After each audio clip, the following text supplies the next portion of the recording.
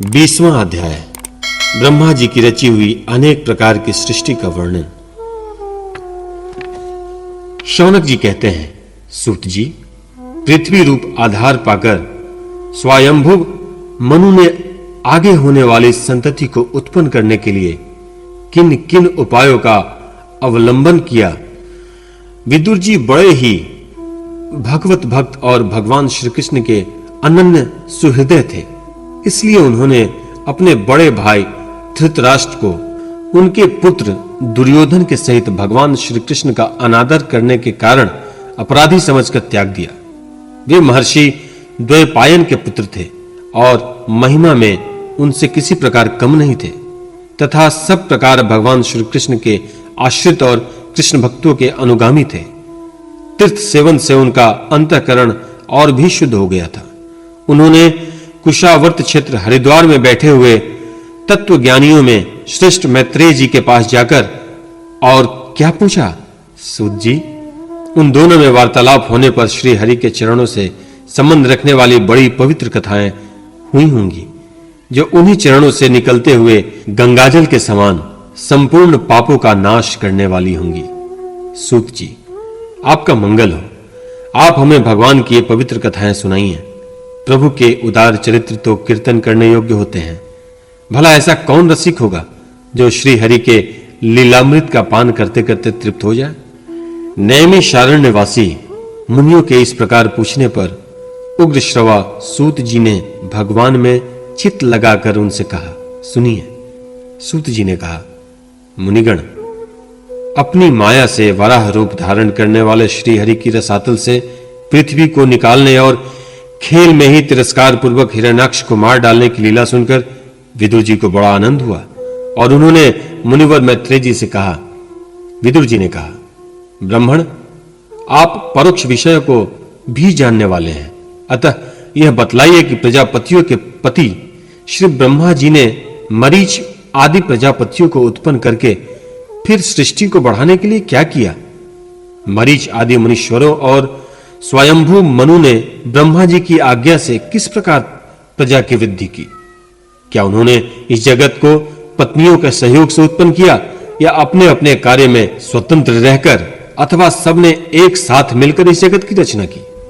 श्री मैत्रेय जी ने कहा, विदुर जी, जिसकी गति को जानना अत्यंत कठिन है, उस जीव के प्रारंभ, प्रकृति के नियंता पुरुष और काल, इन तीन हेतुओं से तथा भगवान की सन्निधि से त्रिगुणमय प्रकृति के लोभ होने पर उससे महत्व उत्पन्न हुआ। देव की प्रेरणा से रज प्रधान महतत्व के वैकारिक, राजस और तामस तीन प्रकार का अहंकार उत्पन्न हुआ। उसने आकाश आदि पांच पांच तत्वों के अनेक वर्ग प्रकट किए। वे सब अलग अलग रहकर भूतों के कार्य रूप ब्रह्मांड की रचना नहीं कर सकते थे, इसलिए उन्होंने भगवान की शक्ति से परस्पर संगठित होकर एक सुवर्ण वर्ण अंड की रचना की। वह अंड चेतना शून्य अवस्था में 1000 वर्षों से भी अधिक समय तक कारणावधि के जल में पड़ा रहा। फिर उसमें श्री भगवान ने प्रवेश किया। उसमें अधिष्ठित होने पर उनकी नाभि से सहस्त्र सूर्यों के समान अत्यंत देदीप्यमान एक कमल प्रकट हुआ, जो संपूर्ण जीव समुदाय का आश्रय था। उसी से स्वयं ब्रह्मा जी का भी आविर्भाव हुआ है। जब ब्रह्मांड के गर्भ रूप जल में शयन करने वाले श्री नारायण देव ने ब्रह्मा जी के अंतःकरण में प्रवेश किया, तब वे पूर्व कल्पों में अपने ही द्वारा निश्चित की हुई नाम रूपमयी व्यवस्था के अनुसार लोकों की रचना करने लगे। सबसे पहले उन्होंने अपनी छाया से तामिस्त्र, अंधर तामिस्त्र, तम, मोह और महामोह, यूं 5 प्रकार की अविद्या उत्पन्न की। ब्रह्मा जी को अपना वह तमोमय शरीर अच्छा नहीं लगा, अतः उन्होंने उसे त्याग दिया। तब जिससे भूख प्यास की उत्पत्ति होती है, ऐसे रात्रि रूप उस शरीर को उसी से उत्पन्न हुए यक्ष और राक्षसों ने ग्रहण कर लिया। उस समय भूख प्यास से अभिभूत होकर वे ब्रह्मा जी को खाने को दौड़ पड़े और कहने लगे, इसे खा जाओ, इसकी रक्षा मत करो, क्योंकि वे भूख प्यास से व्याकुल हो रहे थे। ब्रह्मा जी ने घबराकर उनसे कहा, अरे यक्ष राक्षसों, तुम मेरी संतान हो, इसलिए मुझे भक्षण मत करो, मेरी रक्षा करो। उनमें से जिन्होंने कहा खा जाओ वे यक्ष हुए, और जिन्होंने कहा रक्षा मत करो वे राक्षस कहलाए। फिर ब्रह्मा जी ने सात्विकी प्रभा से देदीप्यमान होकर मुख्य मुख्य देवताओं की रचना की। उन्होंने क्रीड़ा करते हुए ब्रह्मा जी के त्यागने पर उनका वह दिन रूप प्रकाश में शरीर ग्रहण किया। उसके पश्चात ब्रह्मा जी ने अपने जधन्य देश से कामासक्त असुरों को उत्पन्न किया। वे अत्यंत कामलोलुप होने के कारण उत्पन्न होते ही मैथुन के लिए ब्रह्मा जी की ओर चले। यह देखकर पहले तो वे हंसे, किंतु फिर उस निर्लज असुरों को अपने पीछे लगा देख भयभीत और क्रोधित होकर बड़े जोर से भागे। तब उन्होंने भक्तों पर कृपा करने के लिए उनकी भावना के अनुसार दर्शन देने वाले शरणागत वत्सल वरदायक श्री हरि के पास जाकर कहा, परमात्मन मेरी रक्षा कीजिए। मैंने तो आपकी ही आज्ञा से प्रजा उत्पन्न की थी, किंतु यह तो पाप में प्रवृत्त होकर मुझको ही तंग करने चली हैं। नाथ, एकमात्र आप ही दुखी जीवों का दुख दूर करने वाले हैं, और जो आपकी चरण शरण में नहीं आते उन्हें दुख देने वाले भी एकमात्र आप ही हैं। प्रभु तो प्रत्यक्षवत सबके हृदय को जानने वाले हैं। उन्होंने ब्रह्मा जी की आतुरता देखकर कहा, तुम अपने इस कामक लूषित शरीर को त्याग दो। भगवान के यूं कहते ही उन्होंने वह शरीर छोड़ दिया। ब्रह्मा जी का छोड़ा हुआ वह शरीर एक सुंदरी स्त्री संध्या देवी के रूप में परिणत हो गया। उसके चरण कमलों के पायजेब झंकृत हो रहे थे, उसकी आंखें मतवाली हो रही थी और कमर करधनी की लड़ों से सुशोभित सजीली साड़ी से ढकी हुई थी। उसके उभरे हुए स्तन इस प्रकार एक दूसरे से सटे हुए थे कि उसके बीच में कोई अंतर ही नहीं रह गया था। उसकी नासिका और दंतावली बड़ी ही सुदृढ़ थी तथा वह मधुर मधुर मुस्कुराती हुई असुरों की ओर हाव भावपूर्ण दृष्टि से देख रही थी। वह नीली नीली अलकावली से सुशोभित सुकुमारी मानो लज्जा के मारे अपने अच्चल में ही सिमटी जाती थी। विदुर जी, उस सुंदरी को देखकर सब के सब असुर मोहित हो गए। अहो, इसका कैसा विचित्र रूप, कैसा अलौकिक धैर्य और कैसी नई अवस्था है। देखो, हम काम पीड़ितों के बीच में यह कैसी बेपरवाह सी विचर रही है। इस प्रकार उस कुबुद्धि दैत्यों ने स्त्री रूपिणी संध्या के विषय में तरह तरह के तर्क वितर्क करके फिर उसका बहुत आदर करते हुए प्रेम पूर्वक पूछा, सुंदरी, तुम कौन हो और किसकी पुत्री हो? भामिनी, यहां तुम्हारे आने का क्या प्रयोजन है? तुम अपने अनूप रूप का यह बेमोल सौदा दिखाकर हम अभागों को क्यों तरसा रही हो? अबले, तुम कोई भी क्यों न हो, हमें तुम्हारा दर्शन हुआ, यह बड़े सौभाग्य की बात है। तुम अपनी गेंद उछाल उछाल कर तो हम दर्शकों के मन को मथे डालती हो। सुंदरी, जब तुम उछलती हुई गेंद पर अपनी हथेलियों की थपकी मारती हो तब तुम्हारा चरण कमल एक जगह नहीं ठहरता।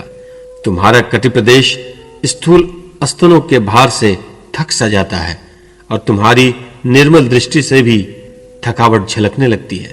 अहो, तुम्हारा केशपाश कैसा सुंदर है। इस प्रकार स्त्री रूप से प्रकट हुई उस सायंकालीन संध्या ने उन्हें अत्यंत कामासक्त कर दिया और उन मूढ़ों ने उन्हें कोई रमणी रत्न समझकर ग्रहण कर लिया। तदंतर ब्रह्मा जी ने गंभीर भाव से हंसकर अपनी कांतिमयी मूर्ति से, जो अपने सौंदर्य का मानो आप ही आस्वादन करती थी, गंधर्व और अप्सराओं को उत्पन्न किया। उन्होंने ज्योत्सना चंद्रिका रूप अपने उस कांति में प्रिय शरीर को त्याग दिया। उसी को विश्वास वसु आदि गंधर्वों ने प्रसन्नता पूर्वक ग्रहण किया। इसके पश्चात भगवान ब्रह्म ने अपनी तंद्रा से भूत पिशाच उत्पन्न किए। उन्हें दिगंबर वस्त्रहीन और बाल बिखेरे देख उन्होंने आंखें मूंद ली। ब्रह्मा जी के त्यागे हुए इस जभाई रूप शरीर को भूत पिशाचों ने ग्रहण किया। उसी को निद्रा भी कहते हैं, जिससे जीव की इंद्रियों में शिथिलता आती देखी जाती है। यदि कोई मनुष्य जूठे मुंह सो जाता है तो उस पर भूत पिशाच आदि आक्रमण करते हैं। उसी को उन्माद कहते हैं। फिर भगवान ब्रह्मा ने भावना की कि मैं तेजोमय हूं, और अपने अदृश्य रूप से साध्य गण और पितृगण को उत्पन्न किया। पितरों ने अपनी उत्पत्ति के स्थान उस अदृश्य शरीर को ग्रहण कर लिया है। इसी को लक्ष्य में रखकर पंडित जन श्राद्धादि के द्वारा पितर और साध्य गणों को क्रमशः कव्य, पिंड और हव्य अर्पण करते हैं। अपनी तिरोधान शक्ति से ब्रह्मा जी ने सिद्ध और विद्याधरों की सृष्टि की और उन्हें अपना वह अंतर्धान नामक अद्भुत शक्ति दिया। एक बार ब्रह्मा जी ने अपना प्रतिबिंब देखा, तब अपने को बहुत सुंदर मानकर उस प्रतिबिंब से किन्नर और किम पुरुष उत्पन्न किए। उन्होंने ब्रह्मा जी के त्याग देने पर उसका वह प्रतिबिंब शरीर ग्रहण किया। इसलिए वे सब उषः काल के अपने पत्नियों के साथ मिलकर ब्रह्मा जी के गुण कर्मादि का गान किया करते हैं। एक बार ब्रह्मा जी सृष्टि की विधि न होने के कारण बहुत चिंतित होकर हाथ पैर आदि अवयवों को फैलाकर लेट गए और फिर क्रोधवश उस भोगमय शरीर को त्याग दिया। उससे जो बाल झड़कर गिरे वे अहि हुए तथा उसके हाथ पैर सिकोड़ कर चलने से क्रूर स्वभाव सर्प और नाग हुए, जिनका शरीर फण रूप से कंधे के पास बहुत फैला होता है। एक बार ब्रह्मा जी ने अपने को कृतकृत्य सा अनुभव किया। उस समय अंत में उन्होंने अपने मन से मनुओं की सृष्टि की।